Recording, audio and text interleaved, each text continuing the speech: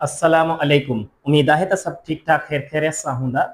Previous lecture में असां discuss कयो हुयोसीं सर्कुलर ऐं रोटेशनल मोशन वारे यूनिट ते। उन सां जुड़ियल जेके खोड़ सारा टॉपिक्स हुया ऐं एमसीक्यूज़ ते डिस्कस करे आया हुयासीं। अॼु जेको असांजो यूनिट आहे उन ते असां डिस्कस कंदासीं वेव्स एंड ओसिलेशंस जे हवाले सां।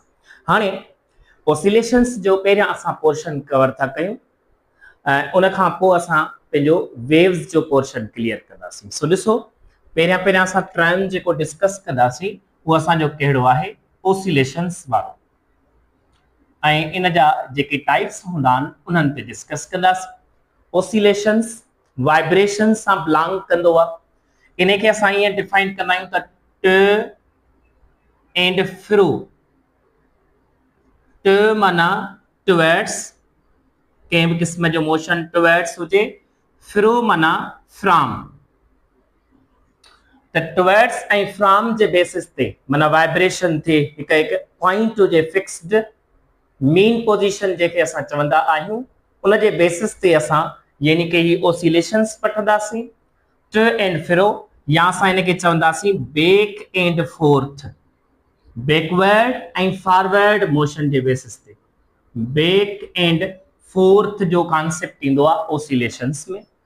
हाणे असां ओसिलेशंस जे टाइप्स ऐं ओसिलेशंस मां जेको असां कॉन्सेप्ट था वठूं उहो उन्हनि जे एग्जांपल मां क्लियर थींदो। सो ॾिसजो, ओसिलेशंस जा जेके टाइप्स हूंदा आहिनि उहे केतिरा हूंदा आहिनि ऐं कहिड़ा हूंदा आहिनि। हाणे ओसिलेशन में असां पहिरियां जेका ओसिलेशन कंसीडर था कयूं फ्री, ॿी असां वठंदा आहियूं फोर्स्ड ओसिलेशन, ऐं टी वठंदा आहियूं असां डैम्प्ड ओसिलेशन। Damped oscillation. त हाणे फ्री ओसिलेशन कंहिंखे चवंदासीं? त असां चवंदासीं जॾहिं को ऑब्जेक्ट, को बि सिस्टम ओसिलेट करे विद इट्स नेचुरल फ्रीक्वेंसी, जॾहिं हू पंहिंजे नेचुरल फ्रीक्वेंसी सां त वाइब्रेट करे यानी ओसिलेट करे, लेकिन असां हिते चवंदासीं without external force. Without external force जे बेसिस ते असां हिते कॉन्सेप्ट वठंदासीं, माना फोर्स न लॻंदो, एक्चुअली ॿाहिरियों फोर्स जॾहिं न लॻे ऐं हू पंहिंजे नेचुरल फ्रीक्वेंसी सां पियो ओसिलेट करे, वाइब्रेट करे, त असां उनखे चवंदासीं फ्री ओसिलेशंस। हाणे मिसाल वठूं इन जो, त जॾहिं को पेंडुलम कंसीडर कयूं या कोई अहिड़ो सिस्टम जेको असांजो वाइब्रेट या ओसिलेट करे, छा में? In vacuum. ठीकु आहे, वैक्यूम में जेकॾहिं असां कंसीडर कयूं त को बि ऑब्जेक्ट मूव पियो थो करे वाइब्रेशन में या ओसिलेशंस में, त पोइ असां चवंदासीं इहो एग्जांपल थी सघे थो फ्री ओसिलेशन जो। पोइ असांजो जेकॾहिं असां ईअं चऊं त बाउंसिंग, को बि बाउंसिंग थींदो हुजे, केरु? स्प्रिंग। स्प्रिंग माना बाउंस थींदो हुजे, पाणे ॼाणे ईअं खणी चऊं त पहिरियां फोर्स लॻो हूंदुसि ॿाहिरि, पर हू अञा कंटिन्यूअसली पियो बाउंस थिए, वाइब्रेट थिए, ओसिलेट थिए, त असां इनखे चई सघूं था त इहो बि एग्जांपल फ्री ओसिलेशन में आहे। ठीकु आहे, यानी कि इन खां अलावा खोड़ ॿिया एग्जांपल थी सघनि था, जीअं असां वाइब्रेटिंग ट्यूनिंग फोर्क वठूं। ट्यूनिंग फोर्क, ठीकु आहे, जॾहिं असां वाइब्रेटिंग ट्यूनिंग फोर्क वठंदा आहियूं त उन वक़्तु बि असांजो इहो जेको ओसिलेशंस कंसीडर थींदो आहे उहो असांजो फ्री ओसिलेशंस में ईंदो आहे। ठीकु आहे, हाणे इन में तव्हांखे यादि हुजे त हिते जेको एम्पलीट्यूड हूंदो आहे उहो कांस्टेंट सम्झिबो आहे कंहिंमें? फ्री ओसिलेशन में। माना फ्री ओसिलेशन में जेको एम्पलीट्यूड थींदो, माना मैक्सिमम डिस्प्लेसमेंट थींदो, मैक्सिमम डिस्प्लेसमेंट थींदो, उहो ओतिरो ई थींदो हर हिकु ट्रेन में। ठीकु आहे, त पोइ उन बेसिस ते असां चवंदासीं जेको एम्पलीट्यूड आहे उहो कांस्टेंट हूंदो। हिन में जेका असांजी एनर्जी हूंदी आहे उनखे चवंदासीं या कंजर्व या कांस्टेंट सम्झी वेंदी। ठीकु आहे, इन में लॉस वग़ैरह जो सेंस कॉन्सेप्ट न वठंदा आहियूं। ठीकु आहे, फोर्स्ड ओसिलेशन कहिड़ी आहे? जॾहिं को ऑब्जेक्ट ओसिलेट करे, नोट करे छॾिजो, जॾहिं को ऑब्जेक्ट ओसिलेट करे कीअं एक्सटर्नल माना अंडर एक्सटर्नल फोर्स, जॾहिं को ऑब्जेक्ट छा करे एक्सटर्नल फोर्स जे ज़रिए माना हू वाइब्रेट पियो करे या ओसिलेट पियो करे, तॾहिं असां इनखे छा चवंदा आहियूं, फोर्स्ड ओसिलेशन। ठीकु आहे, त ॾिसो कीअं थो थिए। इन में असां जेकॾहिं एग्जांपल वठूं त ईअं हूंदो, जेकॾहिं को बि म्यूज़िशियन प्ले करे पंहिंजा छा इंस्ट्रूमेंट, उन प्ले करण दौरान उहे जेके माना म्यूजिकल इंस्ट्रूमेंट हूंदा उहे ओसिलेट थींदा, त लाज़मी आहे तव्हां ॿाहिरियां फोर्स लॻायो हूंदो उन म्यूज़िशियन। ठीकु आहे, त तॾहिं असां चवंदासीं इहो एग्जांपल छा में थो अचे, फोर्स्ड ओसिलेशन में। हिकिड़ो को बि चाइल्ड हुजे, ॿारड़ो हुजे, ऐं उहो पेंडुलम खे स्विंग पियो करे रिपीटेडली, ठीकु आहे, तॾहिं असां चई सघूं था इहो एग्जांपल आहे छाजो, फोर्स्ड ओसिलेशन जो। अञा जेकॾहिं असां एग्जांपल वठूं त असांजो कहिड़ो थी सघे थो, ॾिसो ग्रांड फादर क्लॉक, इहो बि असांजो एग्जांपल छा में अची वेंदो आहे, फोर्स्ड ओसिलेशन में। हाणे हिन में जेकी मेन पॉइंट सम्झण जी आहे, हिन में एम्पलीट्यूड कांस्टेंट रहंदो अथव, सेम, हिन में एम्पलीट्यूड बि चेंज न थींदो आहे, बट जेका एनर्जी आहे उहा असांजी लॉस थींदी आहे। नोट करे छॾिजो त फ्री ओसिलेशन में एनर्जी कांस्टेंट रहंदी आहे ऐं फोर्स्ड ओसिलेशन में एनर्जी लॉस थींदी आहे। ठीकु आहे, इहा हिकिड़ी पॉइंट, त इहो आहे फोर्स्ड ओसिलेशन जो कॉन्सेप्ट। हाणे असां वठूं था डैम्प्ड ओसिलेशन। हाणे डैम्प्ड ओसिलेशन में असां ईअं चवंदासीं त जॾहिं बि एम्पलीट्यूड छा थिए, डिक्रीज थिए with respect to time, time जे मुताबिक जॾहिं बि एम्पलीट्यूड डिक्रीज थींदो आहे उन वक़्तु जेका ओसिलेशन सम्झबी आहे उहा असांजी डैम्प्ड ओसिलेशन हूंदी अथव। ग्राफ में इनखे हीअं यानी कि रिप्रेजेंट कबो आहे, ॾिसजो ही ॾिसो, हाणे हिते असां इन जो एम्पलीट्यूड कंसीडर था कयूं, हिते टाइम, त ॾिसो एम्पलीट्यूड पहिरियां मैक्सिमम आहे, पोइ आस्ते आस्ते डिक्रीज थींदो थो वञे जीअं जीअं टाइम जे मुताबिक, जीअं जीअं टाइम पास थींदो थो वञे तीअं तीअं असांजो एम्पलीट्यूड बि डिक्रीज थींदो आहे। यस, हाणे हिन में डैम्प्ड ओसिलेशन में असां डैम्पिंग टर्म यूज़ कंदा आहियूं, डैम्पिंग। हाणे डैम्पिंग असांजो छा हूंदो आहे, असांजो ईअं चवंदासीं त वेयर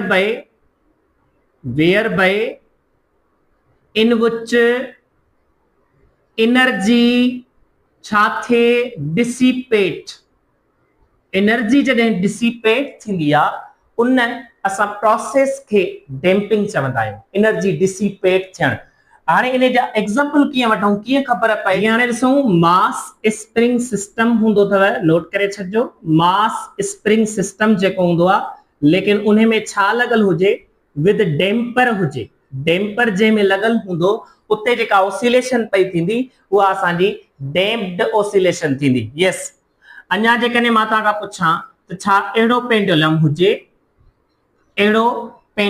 हुजे जेको इन विस्कस मीडियम में हुजे, विस्कस मीडियम में, त RLC सर्किट उन में जेका ओसिलेशन थींदी आहे उहा डैम्प्ड ओसिलेशन थींदी आहे, माना उन में एनर्जी बि लॉस थींदी आहे, डिसिपेट थींदी आहे ड्यू टू रेजिस्टर।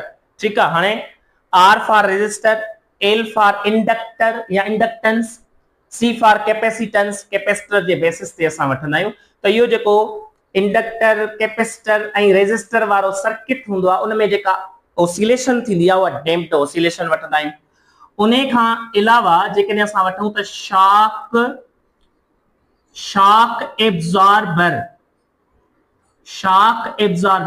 इन ए कार में जेके शॉक एब्जॉर्बर लॻाइबा आहिनि उन में जेका ओसिलेशन थींदी आ उहा डैम्प्ड ओसिलेशन थींदी अथव या नोट करण जहिड़ी ॻाल्हि आहे। ठीकु आहे। हाणे हिन में बि एनर्जी असांजी छा थींदी आहे, एनर्जी असांजी लॉस थींदी आहे। नोट करे छॾिजो, इन में असांजी एनर्जी छा थींदी आहे, लॉस थींदी आहे ऐं एम्पलीट्यूड डिक्रीज थींदो अथव। हाणे हिननि में असां पढ़ी आयासीं, ॾिसो ॿिन्ही में एम्पलीट्यूड कांस्टेंट, ठीकु आहे। हिन में एनर्जी त कांस्टेंट बट एनर्जी लॉस, ऐं हिन में एम्पलीट्यूड चेंज थो थिए, डिक्रीज थींदो एम्पलीट्यूड विथ रेस्पेक्ट टाइम जे मुताबिक। त ही कुझु माना पॉइंट्स ऐं एग्जांपल अथव टे टाइप्स जे बेसिस ते जेके असांजी ओसिलेशंस जो कॉन्सेप्ट असां छा था वठूं। ॾिसो बाबू,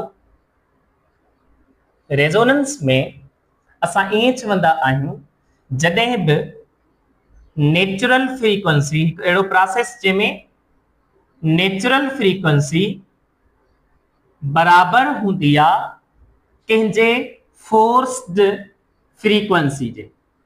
याद रखे छॾिजो, जॾहिं बि नेचुरल फ्रीक्वेंसी बराबर हुजे एक्सटर्नल फ्रीक्वेंसी या फोर्स्ड फ्रीक्वेंसी जे, तॾहिं हिकु प्रोसेस थींदो आहे जंहिंखे असां चवंदासीं रेजोनेंस। ठीकु आहे। अञा जेकॾहिं हिन में असां वठूं, जीअं असां डैम्प्ड ओसिलेशन खे वठी आया आहियूं ग्राफ जे बेसिस ते, हिन खे ॾिसजो, हिन में असां चवंदासीं त जेको एम्पलीट्यूड हूंदो आहे उहो इंक्रीज थींदो अथव विथ रेस्पेक्ट टाइम। टाइम जे मुताबिक जीअं जीअं टाइम पास थींदो वेंदो उन जे मुताबिक असां छा चवंदासीं त हिन जो एम्पलीट्यूड जेको हूंदो आहे उहो इंक्रीज थींदो वेंदो आहे। ठीकु आहे। नोट करे छॾिजो, हिन में इहा ॻाल्हि हूंदी आहे त जॾहिं बि असां एम्पलीट्यूड इंक्रीज थींदो आहे टाइम जे मुताबिक, लेकिन ॾिसो डैम्प्ड ओसिलेशन में डिक्रीज पियो थिए। इहा पॉइंट हिन में असां चवंदासीं जेका एनर्जी आहे उहा मैक्सिमम एब्जॉर्ब थींदी आहे कॾहिं एट रेजोनेंस। रेजोनेंस दौरान, रेजोनेंस जॾहिं थींदो यानी फोर्स फ्रीक्वेंसी बराबर थी वेंदी नेचुरल, या नेचुरल फ्रीक्वेंसी बराबर थी वेंदी फोर्स्ड फ्रीक्वेंसी जे, तॾहिं उते जेका एनर्जी बि यानी एब्जॉर्ब थिए या स्टोर थींदी उहा मैक्सिमम थींदी आहे। ठीकु आहे। इहा हिकिड़ी पॉइंट नोट करे छॾियो। हाणे असां हिन जा एग्जांपल था वठी वठूं। ॾिसो त बाबा, हाणे असां हिन जा एग्जांपल ईअं वठूं त pushing a person in A swing, माना जेकॾहिं असां पिंघे में कंहिं माण्हूअ खे पिया पुश कयूं, उन दौरान असां ॾिसंदासीं त हिकु अहिड़ो पॉइंट ईंदो जंहिंमें जेको असां फोर्स लॻाए करे फ्रीक्वेंसी पैदा कईसीं, पोइ जेका हुनजी नेचुरल फ्रीक्वेंसी हूंदी उन जे मुताबिक उहो हिकिड़ो टाइम अहिड़ी हिकिड़ी पॉइंट अची वेंदी जिथे ॿई बराबर थी वेंदा। हिकु इहो कॉन्सेप्ट। जीअं असां को ट्यूनिंग फोर्क कंसीडर कयूं, ट्यूनिंग फोर्क कंसीडर कयूं हिकिड़ो को बि, ऐं मिसाल ही हिकिड़ो ट्यूनिंग फोर्क आहे, इन खे असां हिकिड़ो आइडेंटिकल हिन जहिड़ो ई हुजे पर आइडियल कंसीडर करे हिन जी फ्रीक्वेंसी हिन सां फोर्स लॻाए करे यानी कि छा कयूं, वाइब्रेट करायूं। हाणे हिन ट्यूनिंग फोर्क जी फ्रीक्वेंसी असांखे सेट करणी आहे, सपोज केस ताईं अप टू 30 हर्ट्ज ताईं। त पोइ ही हिकिड़ो ट्यूनिंग फोर्क आहे जेको असां हिनखे फोर्स लॻाए करे हिन जी फ्रीक्वेंसी सेट कंदासीं। लाज़मी हाणे ॾिसो फोर्स फ्रीक्वेंसी बराबर थी वेंदी हिन जे नेचुरल फ्रीक्वेंसी जे, त पोइ इहो बि एग्जांपल थी सघे थो कंहिंजो, असांजो असां चई सघूं था त रेजोनेंस जो। हिकिड़ो इहो कॉन्सेप्ट त ट्यूनिंग फोर्क जेको हुजे उन जी छा कंदासीं, सेट कंदासीं छा, frequency by ideal in other जेको हूंदो आइडियल ट्यूनिंग फोर्क। इहा पॉइंट हिकिड़ी नोट थियल हुजे। ठीकु आहे। हाणे असां ॿियो एग्जांपल ईअं वठंदा आहियूं त जेकॾहिं असां पंपिंग कयूं, छा खे पंपिंग कयूं, लेग्स खे, माना जॾहिं असांजूं लेग्स पंप थी वेंदियूं आहिनि, कॾहिं जॾहिं असां स्विंग में हूंदा, पेंडुलम में हूंदा, पींघे में हुजऊं, तॾहिं असांजूं जेके लेग्स हूंदियूं उहे पंप थी वेंदियूं आहिनि। इहो बि एग्जांपल कंहिंजो आहे, रेजोनेंस जो। छो जो उते असांजो छा थी वेंदो आहे, उते फोर्स्ड फ्रीक्वेंसी कंहिंजे बराबर थी वेंदी आहे, नेचुरल फ्रीक्वेंसी जे। अञा जेकॾहिं असां हिकिड़ो एग्जांपल वठूं, जेके असांजा सोल्जर्स हुजनि, सोल्जर्स फौजी हुजनि, उहे कंहिं ब्रिज ते मार्च कन, ठीक है, मार्च कन के ब्रिज ते मार्च कन, ठीक है, मार्च कंदा त उन दौरान भी जेका फ्रीक्वेंसी नेचुरल हुंदी आ उहा कंहिंजे बराबर थींदी आ, फोर्स जे, या जेका फोर्स फ्रीक्वेंसी हुंदी आ उहा कंहिंजे बराबर थींदी, यानी कि असां चवंदासीं नेचुरल जे। हाणे ते एग्जांपल जी इन जे करे इहो एग्जांपल था वठूं त पुराणे टाइम में हिकिड़ो किस्सो हुयो रेजोनेंस जे बेसिस ते, त जॾहिं सेकंड वर्ल्ड वार लगी हुई उन वक्त जेके फौजी हिक ब्रिज तां क्रॉस पिया कनि मार्च कंदे, त पोइ उन जे फोर्स लगाइण सां यानी जेकी ब्रिज जी जेकी फ्रीक्वेंसी आ उन ते असर पियो त उहा माना चयो थो वञे त उहा सॼी ब्रिज ई ड्रही वई ही, किरी पई ही। हाणे उहे सभु फौजी उते ई वेचारा अलाह खे प्यारा थी विया। त इहा हिकिड़ी पॉइंट अथव त ही सभु एग्जांपल कहिड़े बेसिस ते आहिनि, असांजा ओसिलेशंस जे बेसिस ते, त ही नोट करे वठो। हाणे असां इन ओसिलेशन जे पार्ट में एसएचएम के यानी सिंपल हार्मोनिक मोशन के डिस्कस करे था वठूं। शाबाश, थैंक यू जी बाबू। त हाणे असां डिस्कस करे था वठूं अबाउट एसएचएम यानी सिंपल हार्मोनिक मोशन के असां हींअर डिस्कस करे था वठूं। हाणे बाबू ॾिसो असां हिन खे डिफाइन कीअं कंदा आहियूं। असां चवंदा आहियूं ही अहिड़ो मोशन आहे, असां चवंदा आहियूं त ही अहिड़ो मोशन आहे, सच मोशन इन विच अ बॉडी ओसिलेट करे या वाइब्रेट करे टुवर्ड्स मीन पोजीशन। याद रखे छो, अहिड़ी माना हिक अहिड़े किस्म जो मोशन जॾहिं को बॉडी या सिस्टम कहिड़े तरफ़ मूव करे टुवर्ड्स मीन पोजीशन, माना ही डायरेक्टेड हुजेस, हिन जी छा डायरेक्टेड, हिन जी डायरेक्टेड हुजे एक्सेलरेशन कहिड़े तरफ़ towards mean position, towards mean position. Note करे छॾिजो इहा ॻाल्हि। त असां हिन खे ईअं चवंदा आहियूं, हिन खे असां ॿियो जेकॾहिं चऊं त acceleration is directly proportional to the minus x, यानी हुक्स लॉ जे बुनियाद ते, या असां हिन खे हीअं बि लिखंदा आहियूं एफ इज, एफ कहिड़ो restoring force directly proportional to the minus x हूंदो आहे, ईअं बि लिखंदा आहियूं। ही मोशन असां चई सघूं था त इहो असांजो पीरियाडिक बि आहे, यस, असांजो ही वाइब्रेटरी बि आहे, ऐं ही असांजो ओसिलेटरी बि मोशन सॾिबो आहे, यस। त सिंपल हार्मोनिक मोशन असांजो पीरियाडिक बि सॾिबो, वाइब्रेटरी बि सॾिबो, ओसिलेटरी बि सॾिबो आहे, ठीकु आहे। हाणे जेकॾहिं हिन जा एग्जांपल्स वठूं त उहे असांजा कहिड़ा थी सघनि था। मिसाल, मास स्प्रिंग सिस्टम के असां वाइब्रेट करायूं, मास स्प्रिंग सिस्टम, मिसाल ही हिकिड़ो स्प्रिंग आहे, हिन में असां हिकिड़ो ब्लॉक सिस्टम कनेक्ट कयो आहे। हाणे असां हिन खे वाइब्रेट था करायूं, to and fro and back and forth था करायूं, त इहो असांजो एग्जांपल थी वियो। ॿियो एग्जांपल चई सघूं था त असांजो को सिंपल पेंडुलम हुजे, सिंपल पेंडुलम, ठीकु आहे, ही रसो, ही ब्लॉक बोब, ठीकु आहे, ही पियो छा करे, हीअं वाइब्रेट पियो करे, त इहो बि असांजो सिंपल हार्मोनिक मोशन थींदो। छो, हिन जी का मीन पोजीशन हूंदी, मीन पोजीशन या मीन पॉइंट हूंदी, जंहिंजे तरफ़ ही ऑब्जेक्ट जेकॾहिं हेॾे वियो त हिन खे हेॾे अचणो आहे, ही स्प्रिंग सां ब्लॉक जेको हेॾे वियो त हिन खे हेॾे अचणो आहे, त इहो टुवर्ड्स मीन पोजीशन जो कॉन्सेप्ट जेको ईंदो उहो। ॿियो असां चई सघूं था त example ball and bowl system, इहो बि असांजो एग्जांपल यानी के थी सघे थो कंहिंजो सिंपल हार्मोनिक मोशन जो। इहो बि वरी हेॾे वञी वापसि केॾे ईंदो, हेॾे वञी वापसि केॾे ईंदो, मीन पोजीशन ते। हाणे सवाल इहो थी सघे थो तव्हां खां त मीन पोजीशन छा आहे, मीन पॉइंट छा आहे, इक्विलिब्रियम पॉइंट जो ॿियो नालो आहे इक्विलिब्रियम। त असां हिन खे असां चवंदा आहियूं जंहिं पॉइंट ते एक्सेलरेशन ज़ीरो या डिस्प्लेसमेंट ज़ीरो हुजे उन पॉइंट खे तव्हां चई सघो था इहा असांजी कहिड़ी पॉइंट आहे, छा मीन पोजीशन या मीन पॉइंट, ठीकु आहे। त इहे ॻाल्हियूं नोट करण जहिड़ियूं अथव सिंपल हार्मोनिक मोशन में। हाणे असां सिंपल हार्मोनिक मोशन जे करे को बि मोशन कंसीडर कयूं त उन जूं कंडीशंस छा हूंदियूं आहिनि? त कंडीशन जेके हूंदियूं आहिनि सिंपल हार्मोनिक मोशन जूं कंडीशंस फॉर SHM इहो नोट करे छॾिजो।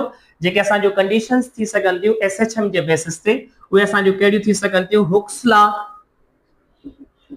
ओबे थींदो आहे, यानी कि असां ईअं चवंदासीं त उहो जेको सिस्टम ऑसिलेट कंदो उहो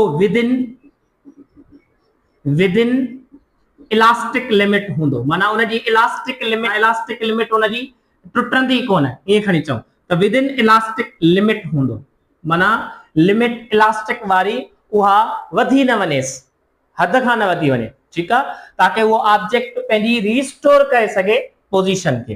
हिकिड़ो इहो असां चई सघूं था। ॿियो असां चई सघूं था त हिन जो जेको सिस्टम हूंदो उन वटि हेविंग छा हुजे? Having inertia.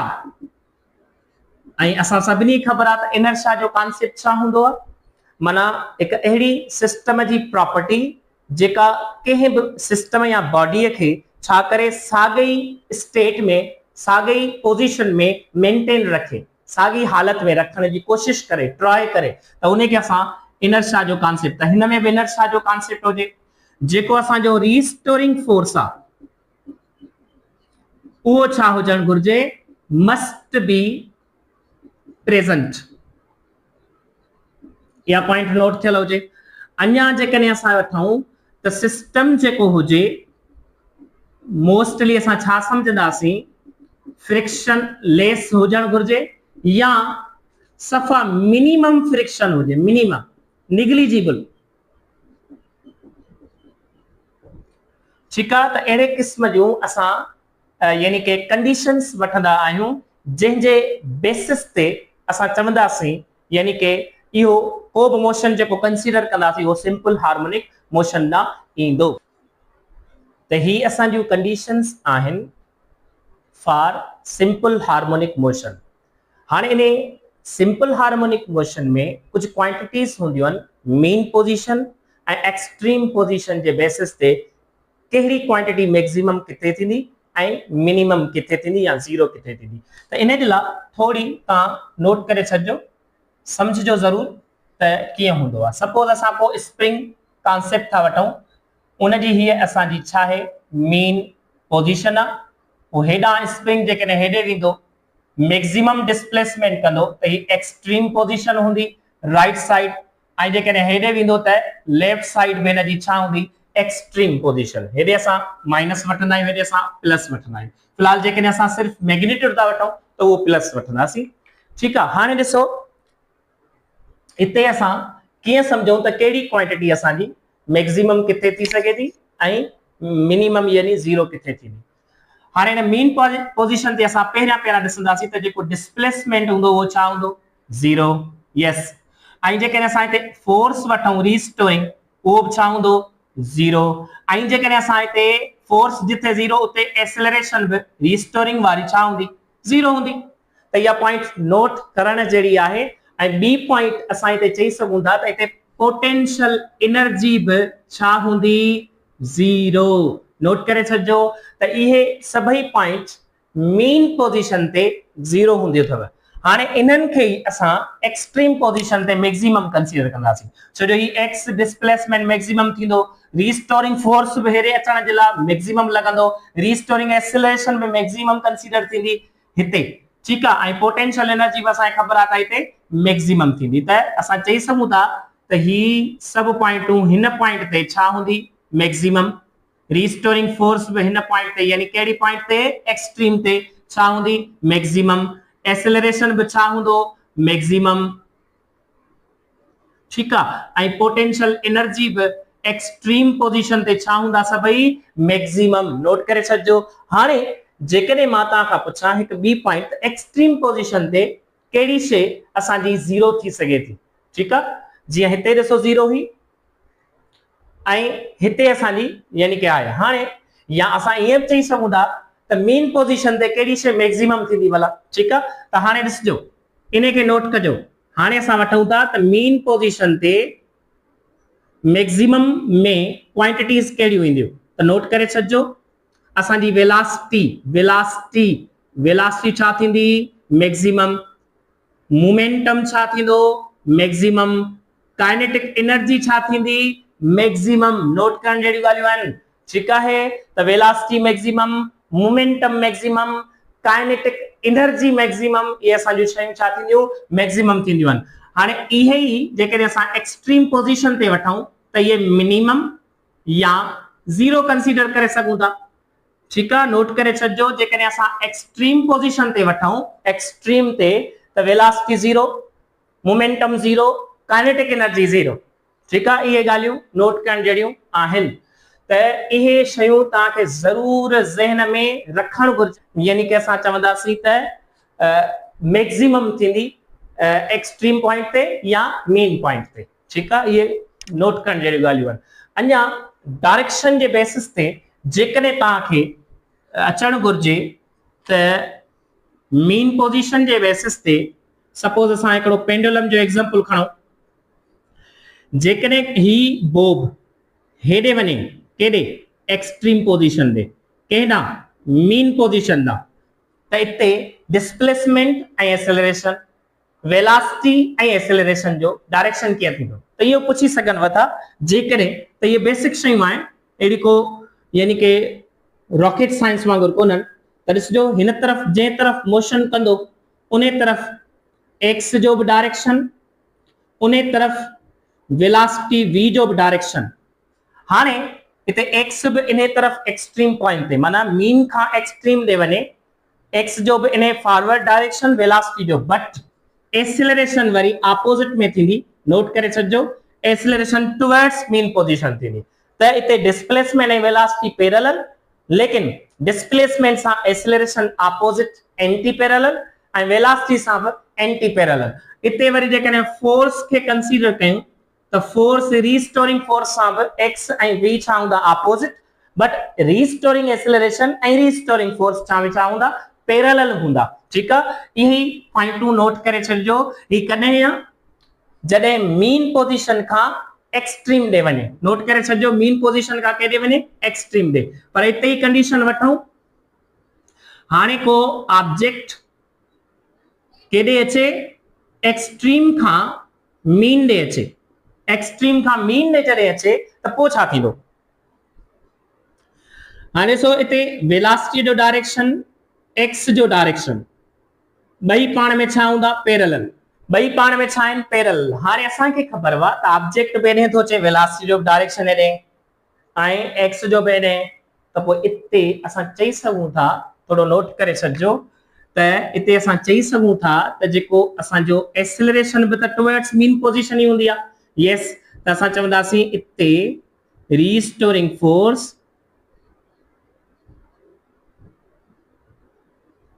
ऐं एक्सेलरेशन बि पाण में छा हूंदा पैरेलल। त इहे ॻाल्हियूं नोट करण जहिड़ियूं आहिनि त एक्सट्रीम खां मीन पोजीशन ऐं मीन खां एक्सट्रीम पोजीशन में डायरेक्शन कीअं थींदो, ठीकु आहे। त इहे सभई अबाउट इंट्रोडक्शन फॉर, ये इंट्रोडक्शन आहे सिर्फ़ सिंपल हार्मोनिक मोशन जो। हाणे असां डिटेल में ही जेके एग्जांपल्स आहिनि, जीअं असां एग्जांपल वठोसीं मास स्प्रिंग सिस्टम ऐं सिंपल पेंडुलम जो, इन में असां डिटेल में स्टडी था कयूं त सिंपल हार्मोनिक मोशन जो कॉन्सेप्ट इन में छा आहे। जीअं टाइम पीरियड जो छा थींदो, यानी असां इहे खणी चऊं त फ्रीक्वेंसी जो छा थींदो, एम्पलीट्यूड जो टर्म्स छा थींदा, त इहे शयूं आहिनि। त ही जेसि ताईं नोट करे वठो। शाबाश।